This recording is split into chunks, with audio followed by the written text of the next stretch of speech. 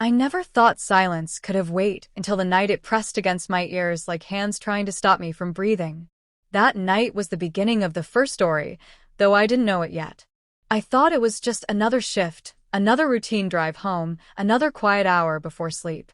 I was wrong. The road I took every night cut through a stretch of trees, so thick they swallowed moonlight. I had driven it hundreds of times, knew every bend, every pothole, every leaning signpost. That night, halfway through the forest, my radio cut out. Not static, not fading, just silence. The dashboard clock froze at 2:17 a.m. My headlights dimmed, then steadied. I told myself it was nothing. Cars do strange things.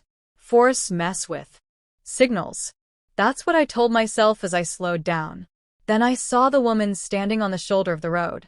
She wasn't waving. She wasn't moving at all. Just standing there, facing the trees, her back to me.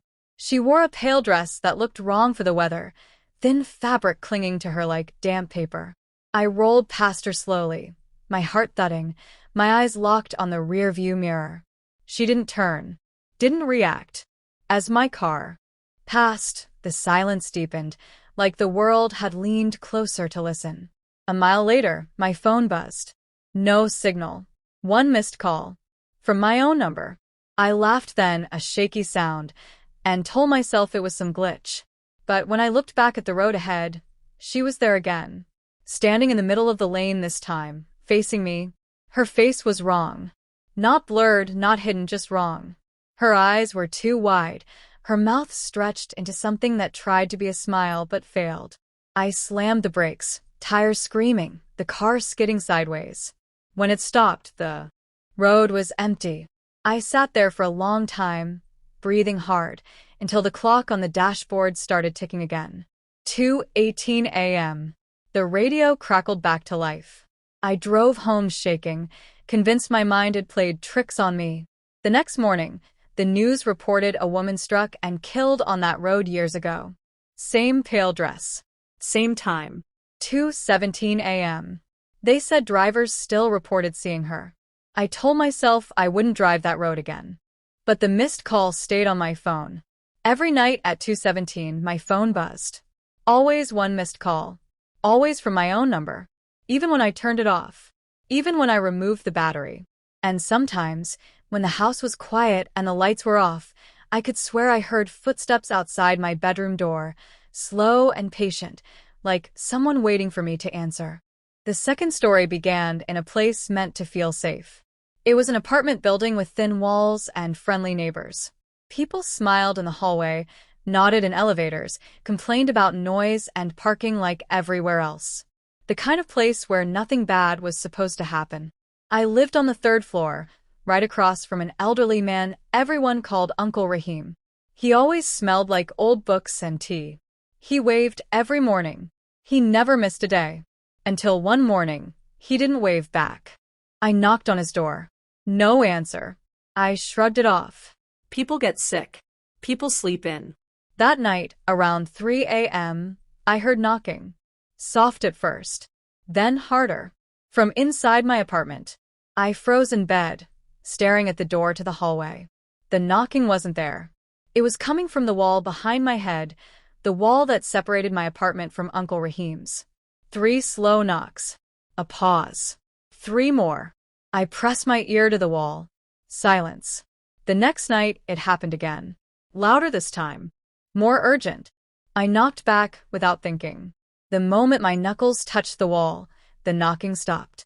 A cold crept through my chest, a feeling that I had answered something I shouldn't have. The following day, the smell started. Rotten. Sweet.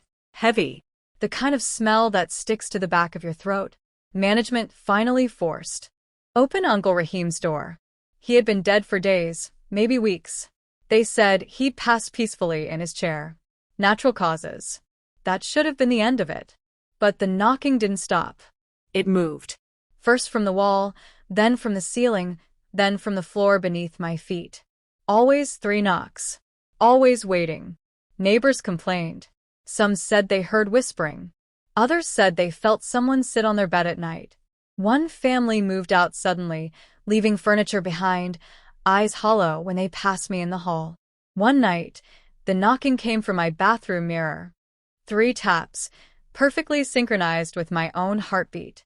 I stared at my reflection, at my own frightened eyes, and saw something move behind me in the glass. Not in the room, only in the reflection.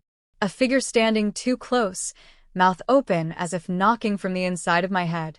The building was evacuated weeks later after multiple deaths. Heart attacks, falls, accidents. They sealed it up, called it unsafe. But sometimes, when I pass that street late at night, I swear I hear knocking from behind the boarded windows. 3 times. Waiting for someone to answer. The third story didn't happen to me. I wish it had. It happened to a friend who loved hiking more than anything. He said nature was honest, that the woods didn't lie. He went alone, like he always did, into a stretch of forest known for its beauty and its trails. He texted me pictures at first. Trees glowing in sunlight. A narrow path winding deeper. His last message came just before sunset. I hear someone calling my name. I told him to leave. He laughed it off in a voice message, breathless but amused. Said it was probably another hiker. Said the voice sounded like it was coming from everywhere at once. Then nothing. Search teams found his phone 2 days later. It was still recording. The audio was wrong. At first, it was just wind, footsteps, his breathing. Then the voice, calling his name, perfectly matching my voice. He answered it. I heard him answer it. Heard him walk toward it, confusion turning to fear. He kept asking how I was there, why I sounded so close. The voice responded, always just ahead, always calm. Telling him he was almost safe. Telling him to keep walking. At some point his breathing changed, became wet, shallow. He started crying, begging, apologizing to someone I couldn't hear. The last sound on the recording was a scream that cut off abruptly, like someone had covered the phone with a hand. They never found him. Weeks later, I got a call while hiking a familiar trail near my home. No signal. The call connected anyway. I answered without thinking. I heard myself on the other end, whispering my name from somewhere deep in the trees. Somewhere I couldn't see. The fourth story is the one that keeps me awake the most, because it's the one with proof. It started with a video that went viral for all the wrong reasons. Security footage from a small convenience store late at night. The quality was poor, the camera old. A man stood at the counter, paying for something. Nothing strange at first. Then, in the background, between the aisles, a shape appeared. It looked like a person at first glance. Tall. Thin. Standing unnaturally still. The cashier didn't react. The customer didn't notice. The figure moved closer between frames, never walking, never changing posture. Just nearer. When it reached the end of the aisle, its face became clear. Too many teeth. Eyes reflecting light like an animal's. Its mouth opened impossibly wide. The footage cut out. People slowed it down, analyzed it frame by frame. Some said it was fake. Some said it was a costume. Then more videos surfaced. Different stores. Different cities. Same figure. Same movement. Always appearing between aisles. Always closer. In one video, the cashier looked up and smiled at it. That cashier was found dead the next morning, slumped behind the counter, face frozen in a grin so wide it tore the corners of his mouth. No signs of struggle. No cause of death. The pattern became clear. Anyone who acknowledged the figure didn't last long. Anyone who ignored it survived, but only barely. People reported seeing it in reflections, in windows, in dark screens. Standing just behind them. I saw it once. In my phone screen late at night, when I checked the time. It stood over my shoulder, head tilted, watching me watch myself. I didn't turn around. I never turn around anymore. Because all 4 stories share the same truth. The one nobody wants to say out loud. Something is learning us. It learns our voices, our habits, our roads and buildings and trails. It waits until we're alone, until we're tired, until we're certain nothing bad could happen. It doesn't chase. It doesn't rush. It waits for acknowledgement. A glance. A knock answered. A name called back. And once you answer, once you let it know you're listening, it never stops calling. Sometimes, late at night, when the world feels too quiet, I hear my phone buzz. One missed call. From my own number. Sometimes I hear 3 knocks, faint and patient, echoing through places that should be empty.